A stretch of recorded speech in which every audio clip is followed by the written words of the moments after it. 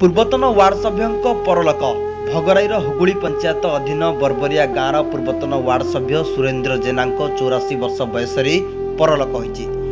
ଏହାଛଡ଼ା ସେ ବିଜେପି ଚନ୍ଦନେଶ୍ୱର ମଣ୍ଡଳ ସଭାପତି ରବୀନ୍ଦ୍ରନାଥ ଜେନାଙ୍କ ପିତା। ବାର୍ଦ୍ଧକ୍ୟ କାରଣରୁ କିଛି ଦିନ ହେଲା ଶଯ୍ୟାଶାୟୀ ଥିଲେ।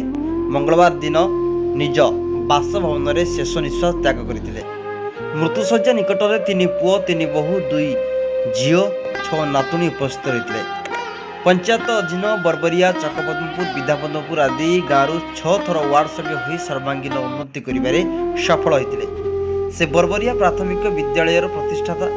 ଅନୁଷ୍ଠାନକୁ ଜାଗା ମଧ୍ୟ ସେ ପ୍ରଦାନ କରିଥିଲେ।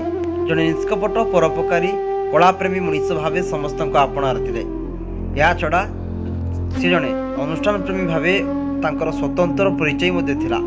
ତାଙ୍କ ବିୟୋଗରେ କାହ୍ନୁଚରଣ ପଣ୍ଡା, ସ୍ୱାସ୍ଥ୍ୟକର୍ମୀ ଭଗୀରଥ ପାତ୍ର, ନିରୁପମା ଦେ, ଉତ୍ତମ ମହାନ୍ତି, ଚନ୍ଦନ ମହାନ୍ତି, ରାଜୁ ଗିରି, ପାର୍ଥସାରଥୀ ଦାସ, ସଞ୍ଜୁରାଣୀ ଜେନା, ତ୍ରିବିକ୍ରମ ଜେନା, ସ୍ୱାଭିମାନ ସାମଲ ପ୍ରମୁଖ ଅନ୍ତିମ ଦର୍ଶନ କରିବା ସହ ମର ଶରୀରରେ ଶ୍ରଦ୍ଧାସୁମନ ଅର୍ପଣ କରିଥିଲେ। ତାଙ୍କ ଶବଧାରକୁ ଗାଁ ପରିକ୍ରମା କରି ତାଳସାରୀ ବେଳାଭୂମିରେ ଅନ୍ତିମ ସଂସ୍କାର କରାଯାଇଥିଲା।